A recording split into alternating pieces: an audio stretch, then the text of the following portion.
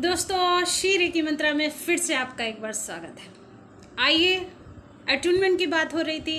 Attunement पे भी बहुत सारी चीज़ें हमारे पास हैं जो आपको जानना आवश्यक है। दोस्तों, अटूनमेंट के बगैर रेकी शक्ति का प्रयोग हम नहीं कर सकते हैं। तो अटूनमेंट होना ज़रूरी है, चाहे वो किसी गुरु के माध्यम से हो या सेल्फ अटूनमेंट हो। रेकी शक्तिपात किसी सिद्धहस्त गुरु के द्वारा की जाती है। एक शक्तिशाली तकनीक होती है। इस शक्तिशाली तकनीक के द्वारा आपके शरीर के ऊर्जा केंद्रों को, सातों चक्रों को और आपके आभा मंडल पर कार्य किया जाता है। उसके ऊर्जा क्षेत्र को प्रबल बनाया जाता है, शक्तिशाली बनाया जाता है, जिससे रेकी तुरंत सक्रिय होकर आपके शरीर के माध्यम से, सहस्त्राधार से होते हुए, हृदय चक्र से होते हुए आपके हाथों में आए और हाथों से प्रवाहित होने लगे। दोस्तों, जब व्यक्ति रेकी चैनल बन जाता है, प्राण शक्ति प्रवाहित होने लग जाती है। अटूनमेंट प्राप्त करने के बाद ये अटूनमेंट कभी भी समाप्त नहीं होता है। आपके शरीर से शक्ति का प्रवाह बराबर होता रहता है। रेकी लय के साथ व्यक्ति के सर्वव्यापी प्राण शक्ति के रूप में बहना शुरू हो जाती है, एक स्रोत से जुड़ जाती है। उस व्यक्ति में प्राण ऊर्जा की मात्रा प्रबल होती है, तो वह शक्ति के समक्ष कोई भी बाधा ठहर नहीं सकती है। क्योंकि ये हम कह सकते हैं या पूछ सकते हैं, क्या ये ईश्वरीय शक्ति? यस दोस्तों, ये दैवीय शक्ति है, ईश्वरीय शक्ति है। छात्रों को जब अटूनमेंट दिया जाता है तो कई छात्रों को बहुत अलग अलग प्रकार के उनके एक्सपीरियंस होते हैं। उन अलग अलग एक्सपीरियंस को हम लोग, अनुभूति जो उनकी होती है वो सबकी अलग अलग प्रकार की हो सकती है, एक जैसी नहीं होती है दोस्तों। किसी को दर्शन होते हैं, किसी को एहसास होता है, किसी को पुनर्जन्म की घटना याद आ जाती है, पिछले जन्म में वो रेकी चैनल थे या नहीं थे। इस बहुत सारी ऐसी चीज़ों को आप इस रेकी अटूनमेंट के दौरान जान सकते हैं, समझ सकते हैं। दोस्तों, रेकी लयमय होने के बाद, रेकी अटूनमेंट होने के बाद करीब 3 सप्ताह तक आपको इसका अपने शरीर से एकीकरण करने के लिए इसका प्रयोग और साथ में अभ्यास करना बहुत ज़रूरी है। ये आवश्यक है कि डिग्री 1 या 2 से लयबद्ध होने के लिए या लयमय होने के बाद लगभग 3 सप्ताह या यूं कहिए कि 21 दिन आप अपने पूरे शरीर को रेकी दें। पूरे शरीर को रेकी देना बहुत आवश्यक है। 3 सप्ताह के अंदर शरीर के कतरे कतरे में छिपे हुए रोग उभड़ भी सकते हैं, बाहर आते हैं और फिर वो पूरी तरीके से खत्म हो जाते हैं। यानी आपके शरीर की एक एक कोशिका को ये रेकी शक्ति साफ करती है, नकारात्मक ऊर्जाओं को बाहर निकाल के रख देती है। तो दोस्तों, जो औषधि के प्रभाव से दब जाते हैं, जो नकारात्मक ऊर्जा पैदा होती है, औषधि कर करके हम लोग जो बिगाड़ देते हैं, असंतुलन पैदा करते हैं, उन पुरानी व्याधियों से हमें मुक्ति मिलती है। हमारे कष्ट उससे दूर हो जाते हैं। बिना किसी घबराहट के अटूनमेंट के बाद रेकी को अवश्य करना चाहिए। अगर बिना किसी घबराहट के आप रेकी 21 दिन लगातार कर जाते हैं तो पुराने से पुराने रोग से भी आप मुक्ति पा जाते हैं। ये शरीर की एक आवश्यक उपचारात्मक प्रक्रिया है जो स्वस्थ होने के लिए हमें करनी ही चाहिए और करनी ही पड़ती है। तभी आप एक उच्च कोटि के रेकी साधक हो पाएंगे। रेकी प्रथम लेवल में, रेकी के फर्स्ट लेवल में जो अटूनमेंट होता है वो बहुत शक्तिशाली होता है। छात्रों को इस शक्तिशाली ऊर्जा का कभी कभी बड़ा गंभीर अनुभव होता है। इसलिए 50% से अधिक लोग सिर्फ अटूनमेंट के बाद ही रोग मुक्त हो जाते हैं। ऐसा एक्सपीरियंस रहा है दोस्तों।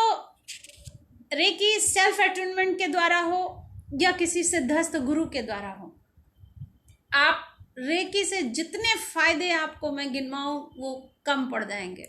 मेरा हर एपिसोड रेकी के लिए होगा, रेकी से मिले हुए फ़ायदों के लिए होगा, रेकी के बेनिफिट्स क्या क्या हैं, रेकी के एडवांटेज क्या क्या हैं और रेकी से आप क्या क्या कर सकते हैं, इन सभी चीज़ों को मैं बताती चलूँगी। आप अवश्य देखें। और डॉक्टर मिकाओ उसुई जैसे कलयुग में पैदा हुए भगवान के रूप में जो उन्होंने अवतरण लिया, वो शक्ति को जो वो हम लोग को दे गए, उनका बहुत बहुत धन्यवाद करती हूँ। दोस्तों, रेकी प्राप्त करने के लिए हमें उसके लायक अपने शरीर को बनाना पड़ेगा, अपने मन को बनाना पड़ेगा, अपनी बुद्धि को बनाना पड़ेगा, क्योंकि रेकी जैसी ईश्वरीय विद्या प्राप्त करने के लिए हमें भी प्रयास करना पड़ेगा। तो दोस्तों, ये विद्या यूं ही नहीं है, आदान प्रदान की विद्या है, हमारे गुरुओं की विद्या है और इस आदान प्रदान की विद्या में हमें बहुत सोच समझकर रेकी के लिए प्रयास करना चाहिए। आप जितना ज़्यादा इसमें जाते जाएंगे, आध्यात्मिकता से जुड़ते चले जाएंगे, आध्यात्मिकता की जो सुगंध है वो आपके अंदर भरती चली जाएगी। कहते हैं दोस्तों कि रेकी का आदान प्रदान का नियम है।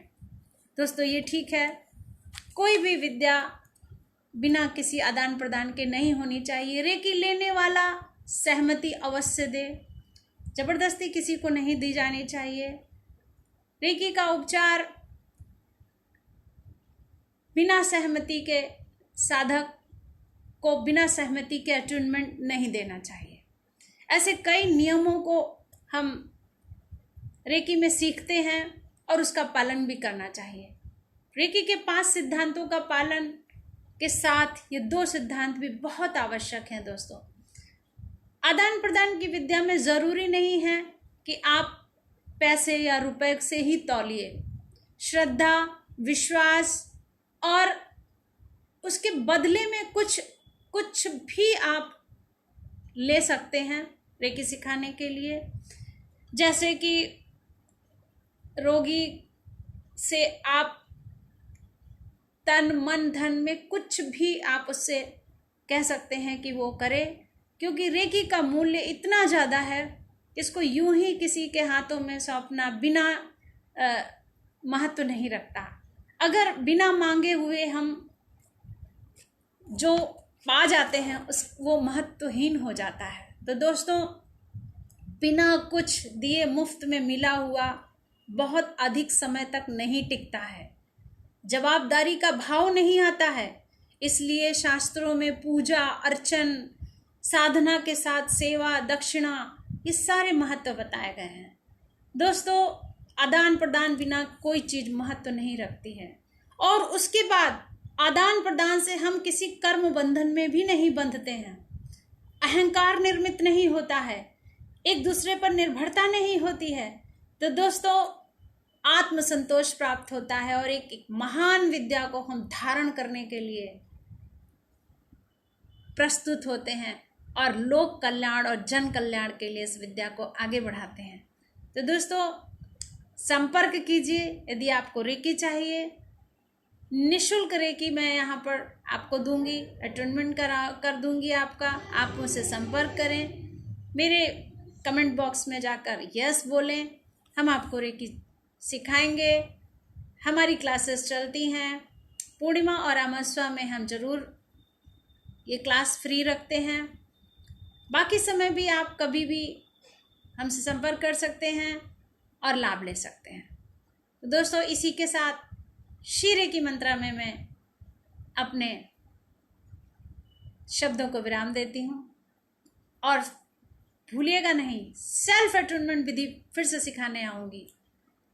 तो दोस्तों, फिर से मिलते हैं इसी के साथ। बहुत बहुत धन्यवाद।